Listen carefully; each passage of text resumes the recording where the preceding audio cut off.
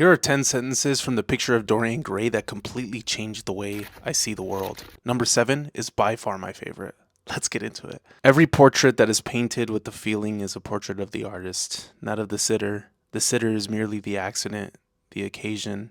It is not who is revealed by the painter, it is rather the painter who, on the colored canvas, reveals himself. What I was able to take away from that is sometimes the art exposes the person painting, not the person being painted. And I have this anecdote where I'm writing my book for the first time, and there was this point where I decided to zoom out and decided to read it like a reader would read my book, and I discovered how intertwined I am inside of this book. Number 2, we poor artists have to show ourselves in society from time to time, just to remind the public that we are not savages. Yeah, it's so much easier staying inside of my home, being able to dig deeper into my curiosities rather than stepping outside into the world. Number 3, every impulse that we strive to strangle broods in the mind and poisons us. The body sins once and has done with its sin, for action is a mode of purification. What I was able to get from this and harness from this is the more you intentionally focus on stopping something, the more you're going to do that thing, even if you want to strangle it. A way of purifying yourself is by movement, action,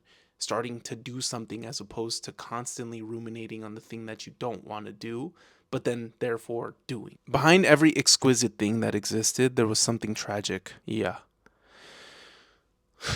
That one struck with me because it's true in my sense. The bright parts of myself never came from equally bright situations, but painfully dark ones. Behind every exquisite thing that existed, there was something tragic, at least in my experience generally. Nowadays, most people die of a sort of creeping common sense and discover when it is too late that the only thing one never regrets are one's mistakes. Which reminds me of that quote by Mark Twain that says, "Most men die at 27. We just bury them at 72." So I wrote down about this one because it really it hits home on a couple of subjects, which is common sense is how most people die nowadays. Yet the life they yearn for is on the other side of making mistakes they're too afraid to make. Though in retrospect, brother, you'll never regret making mistakes when it's all said and done. It's actually going to be the thing that you're most proud of once it's all said and done. Number 6, nowadays people know the price of everything and the value of nothing. Yeah. I wrote down here, from small talk with the barista to calling your parents to going to the gym. We know the price, which is some form of intention, attention, and effort.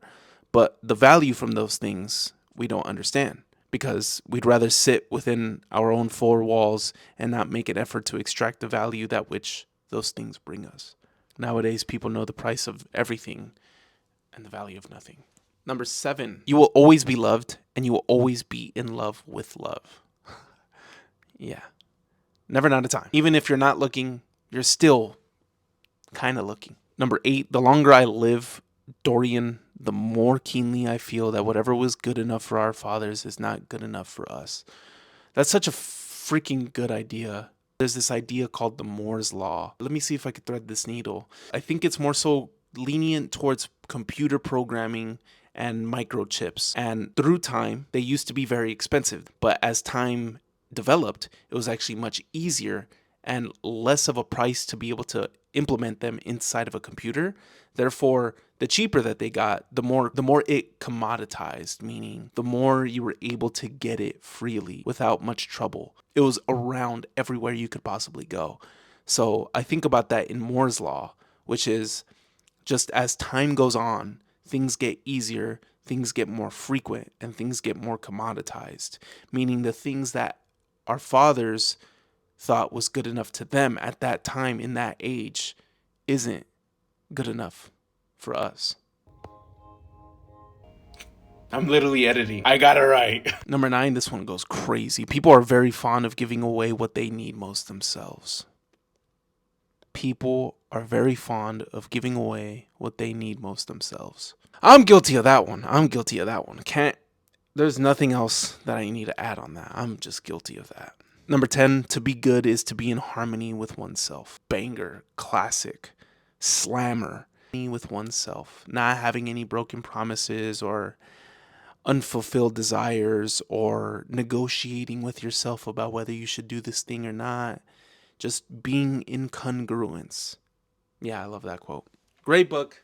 Highly recommend you go and check out Picture of Dorian Gray. It is Fantastic. If you like this type of content too, about books and stuff, give me a follow. I'm writing a book, by the way. I'm documenting the entire thing. If you like this type of content, give me a follow, man.